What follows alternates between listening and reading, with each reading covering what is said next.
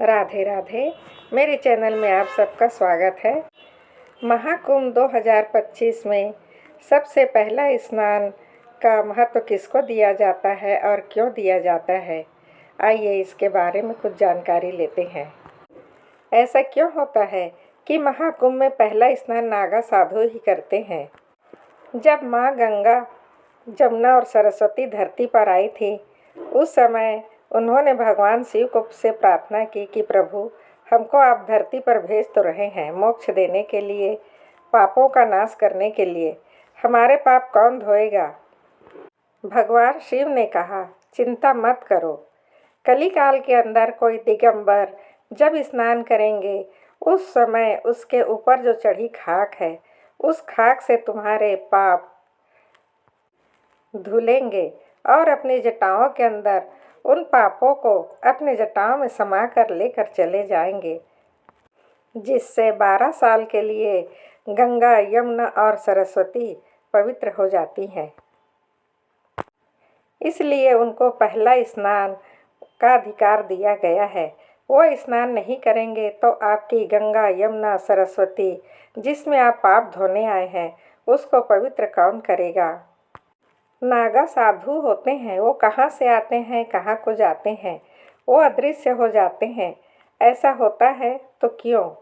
जो ऋषि मुनि सिद्ध तपस्वी हैं, जो अपने शरीर को त्याग चुके हैं, वो इसी सन्यासी के स्वरूप में इन संतों के अंदर विद्यमान होकर अपना एक नया स्वरूप बनाकर स्नान करते हैं, जिससे वो लोगों को एक बार दिखते हैं। वो दिगंबर बाद में वस्त्र पहन लेते हैं, क्योंकि उनकी माँ शक्ति, भगवती महाशक्ति आदि शक्ति स्वरूपा है, जिसके सामने उनका दिगंबर जाना अनुचित माना जाता है। इसलिए वे महाकुंभ के लिए ही दिगंबर स्वरूप धारण करते हैं। उसके बाद मनुष्य योनि में जाते हैं या किसी के घर पर या आश्रम से बाहर निकलते हैं तो वस्त्र डाल लेते हैं। ये महाकुंभ इतना पुण्यवान, इतना पावन क्यों माना जाता है? कुंभ एक अमृत का घड़ा है, जो सतयुग में मंथन के द्वारा, सागर मंथन के द्वारा जो रत्न निकले थे, उसमें एक 14 रत्न, उसमें सबसे बड़ा रत्न माना गया। जहाँ जिस जिस धरती के ऊपर जिन जिन जगहों पर वह अमृत गिरा, जब देवताओं और राक्षसों का विवाद हो गया, उस अमृत के घड़े के लिए जब दोनों राक्षस और देवता जब लेकर निकले, तो एक राहु नाम का ग्रह, राहु और केतु आज ग्रहों के प्राकट्य हुआ, उसी समय हुआ। इसके बार बार पकड़ने के कारण भगवान विष्णु के अमृत कुंभ से कुछ बूंदें गिर गई। जहाँ जहाँ बूंदें गिरी, वहाँ आज कुंभ होता है। नागा साधु आदि अनंत काल से अपनी जो प्रकृति, सनातन की संन्यास संप्रदाय की जो प्रकृति, धरातल के ऊपर भगवान शिव ने आदि शंकराचार्य और उससे पहले दत्तात्रेय भगवान, मनु शत्रुपा, ध्रुव ऋषि, जिन्होंने इस परंपरा को सृष्टि पर चलाया, आदि अनंत से संन्यास दिगंबरम परंपरा चलती आई है। दिगंबर सतयुग में भी थे, द्वापर में भी थे, त्रेता में भी थे, कलिकाल में भी हैं। दिगंबर बड़े अलग प्रकृति के होते हैं। वे समाज के अंदर आना पसंद नहीं करते। जैसे दिगंबर एक कुंभ तक ही सीमित भाव नहीं है। दिगंबर एक विशाल स्वरूप है। वो एक प्रकृति का एक पुरुष है, जो आदि अनंत काल से भगवान शिव से स्वरूप विद्यमान है। और जितने भी दिगंबर इस सृष्टि पर हैं, उनकी पूजा प्रति जीवन की व्याप और जीवन जीने का तरीका है, वह केवल शिव विद्यमान स्वरूप में है। शिव कैसे रहते थे? शिव का रहना तो अनेक प्रकार के स्वरूप है सृष्टि के लिए। उन स्वरूपों का जो हम एक नया रूप देखते हैं, महादेव शिव, विष पीने वाला, उसका एक स्वरूप दिगंबर है। महाकुंभ में इनका स्वरूप दिखाई देता है। हाथ में नाग दंड रहता है, जटा है, गले में रुद्राक्ष की माला दिखाई देती है और माथे पर काला टीका रहता है। भस्म चढ़ा के रखते हैं।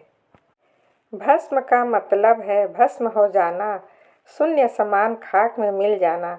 जहाँ आपकी कोई भी आशाओं की व्यवस्था है, वो खत्म कर देना। 144 साल बाद ऐसा महाकुंभ आया है। संतों से भरे इस मेले में चमत्कार हो रहे हैं। एक जय घोष नमः पार्वते पतिये हर हर महादेव होना चाहिए। अपने पापों को मुक्त होने के लिए माँ गंगा भी प्रतीक्षा करती है। संत जब आएंगे और मैं अपने पापों से मुक्त करेंगे, हम भी प्रतीक्षा कर रहे हैं।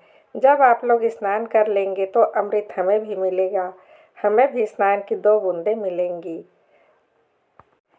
यह आपका प्रारब्ध होता है। आप अपने प्रारब्ध से ही यहाँ पर आते हैं। आपको साधुओं का दर्शन मिलता है। आपको भी इस प्रकार धर्म प्रचार करना चाहिए, इसका अनंत प्रयास करना चाहिए ताकि और लोग भी इसमें सम्मिलित हो सके। अब भगवान सूर्य उत्तरायण हो रहे हैं। उत्तरायण का जो महत्व है वह महाभारत इत्यादि में आपने सुना होगा। भीष्म पितामह 6 महीने बाणों की सैया में इसलिए पड़े रहे ताकि उत्तरायण आए और उत्तरायण में वे अपना शरीर का त्याग करें, क्योंकि उत्तरायण में सारे कर्म और सारे धर्म जाग जाते हैं, देवता लोग जाग जाते हैं, सभी प्रकार के यज्ञ आदि के कार्य इसमें होते हैं। महाकुंभ के राजा ये साधु संत ही हैं। ये साधु समाज सनातन के ताकत को दिखाते हैं। ये उस धर्म द्वारा की प्राण प्रतिष्ठा को दिखाते हैं। इतिहास के पन्नों को अगर पलटा जाएगा तो आप समझ जाएंगे कि युद्ध क्षेत्र में भी इन साधुओं ने अपनी वीरता का परिचय दिया है और प्रचंड तरीके से दिया है। इन्होंने बता दिया है, अपने शस्त्रों से बता दिया है कि साधु संत जहाँ शांति का संदेश दे सकते हैं, वहीं पर पत्थर की तरह कठोर हो सकते हैं, एक बच्चे की तरह नरम दिल भी रखते हैं। इन साधुओं के 2 पहलू होते हैं, एक कठोरता और एक कोमलता, दोनों साथ साथ पर चलती है। इसलिए इतिहास के पन्नों में इनकी वीरता दर्ज है। महाकुंभ का समापन होगा और उसके बाद ये सभी साधु सन्यासी अदृश्य हो जाएंगे। गुफाओं में, बड़े बड़े गुफाओं में ये अपनी तपस्या करते हैं, आराधना करते हैं, कंदमूल खाकर अपना जीवन व्यतीत करते हैं। ये वही ना बाबा है जो अपने परिवार का पिंड दान किया है इन्होंने, और पहले खुद का पिंड दान किया है। इसके बाद ये इस सन्यासी की राह पर चले हैं। इनकी ये दुनिया कड़ी तपस्या से होकर गुजरती है। महाकुंभ में ये राजसी ठाट बाट के द्वारा राजसी अमृत स्नान करते हैं। राजसी स्नान देव दुर्लभ है, देवताओं को भी दुर्लभ है। राजसी स्नान को देखने के लिए देवता भी तरसते हैं। इतिहास गवाह है कि आज के स्नान के लिए हिमालय से जो महात्मा हैं, हिमालय में जो तप करने वाले साधु हैं, वह सब के सब इस तीर्थराज प्रयाग में आते हैं और डुबकी लगाते हैं, क्योंकि परंपरा ऐसी रही है अनादिकाल से कुंभ की, महाकुंभ की, जो आदि जगत गुरु शंकराचार्य के द्वारा देश और परंपरा के सबसे बड़े साधु संत ऋषियों के द्वारा यह परंपरा स्थापित की गई है। इस परंपरा में करीब कई करोड़ लोग इसमें डुबकी लगाएंगे। यह दुनिया का पहला महापर्व है जिसमें एक स्नान में 4 से 5 करोड़ लोग डुबकी लगाएंगे। महाकुंभ में जो आप दिगंबर बाबाओं की पूरी रहस्यमय दुनिया को देखेंगे, उसे महज खूबसूरत या भव्य समझने की भूल ना करें। यह अलौकिक है, अकल्पनीय है और दिव्य है। इन साधु संत को देखकर लगता है कि शिव बाबा खुद डमरू बजा रहे हैं। ये उनके गढ़ हैं, उनकी फौज है, उनकी बारात है। इस अद्भुत अलौकिक नज़ारा का दर्शन करने आप महाकुंभ में अवश्य आइए। महाकुंभ में ऐसा लग रहा है जैसे पूरे देश से और दुनिया से जो भी सनातन धर्म को मानने वाले लोग हैं, न जाने कहाँ से सारी भीड़ उमड़कर प्रयागराज में आ रही है। पूरे देश में श्रद्धा का एक ऐसा संगम बन गया है जिसने देश के हर वर्ग को जोड़ दिया है। महाकुंभ में घाटों पर हजारों लाखों लोग स्नान करते हैं। ये अपनी जातियों को भूलकर सनातन धर्म और उनकी परंपराओं का पालन कर रहे हैं।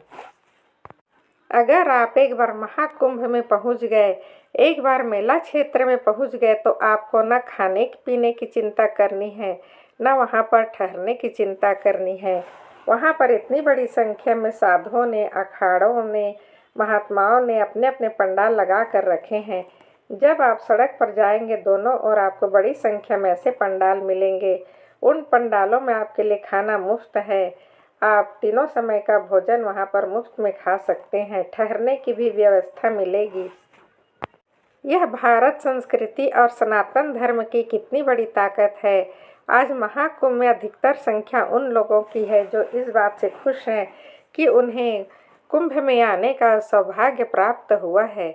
वे सोच रहे हैं कि उनके पुण्य और भगवान का आशीर्वाद ही रहा होगा, इसलिए आज वे महाकुंभ में आ पाए हैं।